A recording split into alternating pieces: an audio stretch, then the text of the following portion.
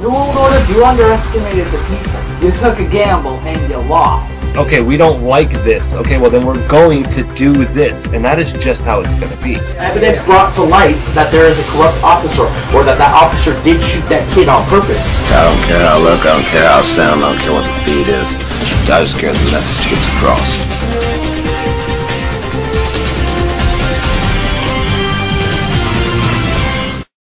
Hey everyone, this is the drummer with the Worldwide Resistance Network.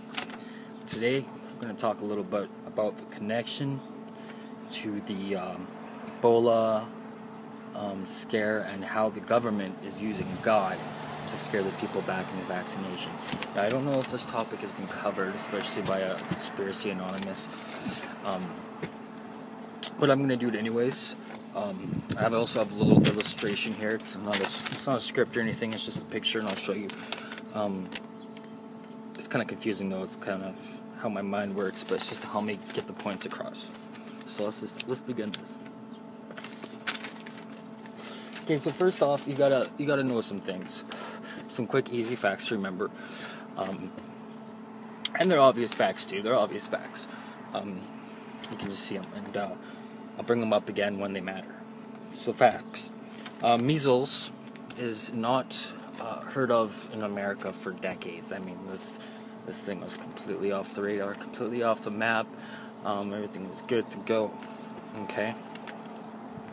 The treatment for Ebola was readily available in America, but not in Africa. I mean, they had these little robots that could beam it out of the air.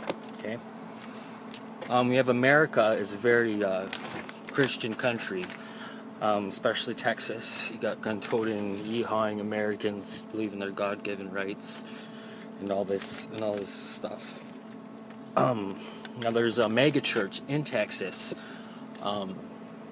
which was against vaccinations. It was against vaccinations, and at this point of time, people are on the fence of vaccinations because the thing's getting up. Okay, so first we have the Ebola scare. Okay, that moves into vaccination fear from Anonymous, because we're getting all this stuff out there. I don't go Ebolas, they have dangerous things in them, which, you know, may be true, maybe not. I'm not going to say either way because I don't want to step on anybody's toes. I'm just showing you a connection, okay? So after we have the vaccination fear from Anonymous, we have the Ebola treatment in America. And I guess I could show you this now. Okay, so we have the Ebola, okay, and it moves in. We have Megachurch, Texas, we have Ebola, and it moves into vaccination, okay? Then it moves into the Ebola treatment in America, okay? So Ebola can't happen in America, and people are still scared about getting vaccinations. Oh no, don't get vaccinations. Don't get all this, okay? All of a sudden, measles pops out. Small little individual outbreaks in America. Okay, it's not a problem because people get vaccinated, right? It's just a little start. Okay, here's measles. It's popping up. Now at this point, people are still on the fence. Okay, they are. No, we should question this. We should question this. I know it's just a little outbreak over there. It won't affect me here. All these things are running through their thoughts. Okay, so now we get to the strategy. We get to the vax fear counter strategy in place by the government. Okay, and this is what their strategy consisted of. This is what they thought of first. Okay, America, Texas Christians. That's what they took into consider. Then they consider the megachurch that's against vaccinations. Now it's a very simple strategy what they put in place here, and that is to use God. Now it's very easy to see the remaining connections. From there, they now release measles into a megachurch that's already against vaccinations. Okay, and now I'm not saying this is true or not. Remember, I'm just saying this is what I'm putting together, because this is what I would do if I was in their position. If I was in the position of a government that had to scare their people into doing something, this is exactly what I would do. Okay, and you could use that to judge me or whatever. I'm just saying, if I was the bad guy, this is what I would be doing. Okay, so what they did with that strategy is they release it into the megachurch. Okay, and then it very simple comes down. Here's the Vaccination Fear Anonymous. It very simple, comes down to vaccination fear government. All they did was take that, and now that fear is theirs.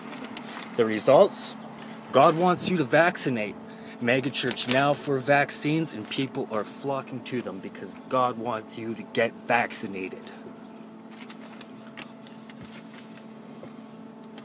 Yeah. Like I said, I know we've covered vaccinations a lot. I know we've covered Ebola and measles. But have we looked at the whole picture? How did they do it? Why did they do it? When you look at a country like America, and please, my American brothers and sisters, don't take offense, but there's a very twisted perception on Christianity there, and there's a very perception on who you should pledge your allegiance to, like my brother Conspiracy Anonymous was saying. There's very twisted perceptions, and this is the strategy I would use if I was in the government of America, a secret shadow government, and I had to scare people. I would release a disease into a mega church. Then you got to ask, why are these mega churches being even built? Then you got to ask yourself, how many other incidents are going to happen in the future that are going to center around the church, are going to center around God?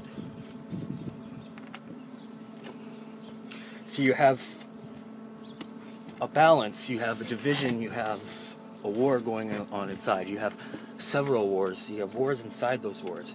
You have good versus bad. You have government versus non-government. You have government versus government. You have people versus people. We have all these wars, right? And it's so easy to get lost. It's so easy to confuse people. And that's when the false flags come in. And this is for my second topic on this first episode of Drummer's Rants. And this is responding also to Conspiracy Anonymous's false flags video. How many conspiracies do you think are set up to be exactly that? Conspiracies. How many things do you think they do on purpose just to get us thinking about that and to blind us from everything else? Why is this bringing this up? It's because 9/11 is almost way too obvious. If you look at the money, it was obviously a plan, all right? And obviously they got us thinking, especially all these years after, when we're continuously releasing information and people are continuously looking up on this thing. How much other things are happening behind the scenes right now that are even going to be worse than 9/11? But we're too busy because we're still mind-fucked on this first thing. Oh my God, how could they do that? How could our government that's made and put into place to protect us, how could they destroy us? That's what we're stuck on. In the meantime, they're planning a whole global destruction on a mass scale. Now you can believe me or not. You can believe all of us at the Worldwide Resistance Network or not. You can choose to accept or not. But what we don't ask you to choose or not. We ask you to question. We ask you to get your mind going, to research and come to your own conclusions. Don't be blinded by anything, not even us. We're not here to make up your mind for you. We're not here to tell you yes this or no that. We're here to make you think. So think. And put your place in the government. Are these not things that you would do? Whether it's evil or not, it's a genius plan. Most evil plans often are. Because the most mind-blowing and the most evil plans always rely on deception of the people first. They always rely on counter-thinking. For example, they set something up so it's 3 steps ahead. 9/11. They set that up so we're still thinking about it, and we're still going over the corners, and we're still, oh fuck. That's how it works. They have a plan set up in place for when we find out their original plan. The goal is to not expose, the goal is to not spend as much time as possible on these things. We'll bring it up once and then go it off in the system, because that's exactly what they want us to do. They want us to dwell on these things. They want us to to just dwell on one thing.